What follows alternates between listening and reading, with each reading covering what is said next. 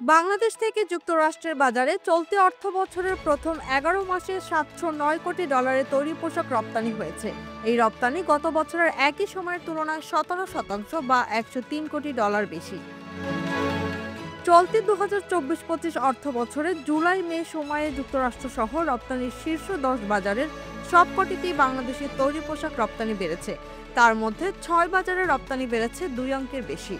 রপ্তানি উন্নয়ন ব্যুরো ইপিবির সর্বশেষ পরিসংখ্যান বিশ্লেষণ করে এমন তথ্য পাওয়া গেছে। বাংলাদেশের তৈরি পোশাকের শীর্ষ গন্তব্যগুলো হচ্ছে যুক্তরাষ্ট্র, জার্মানি, যুক্তরাজ্য, Spain, France, Netherlands, Poland, Italy, Canada ও জাপান। প্রতি বাজারে ১ বিলিয়ন বা $১০০ কোটি বেশি তৈরি পোশাক রপ্তানি হয়। চলতি অর্থবছরে এখন পর্যন্ত এই ১০ দেশে $২,৮১০ কোটি তৈরি পোশাক রপ্তানি হয়েছে।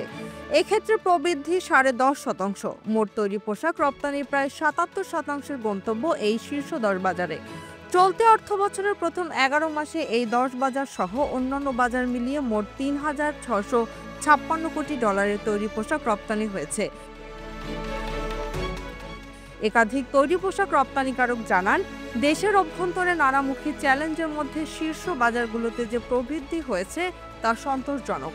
তবে সামনের দিনগুলোতে ট্রাম্পের পাল্টা শুল্ক, মধ্যপ্রাচ্যে নতুন করে উত্তেজনা, দেশের ভিতরে গ্যাস বিদ্যুতের সংকট, ব্যাংকিং কার্যক্রমে অস্থিরতা ও রাজনৈতিক অস্থিতিশীলতা বজায় থাকলে তৈরি পোশাকের রপ্তানিতে এই প্রবৃদ্ধি ধরে রাখা কঠিন হবে।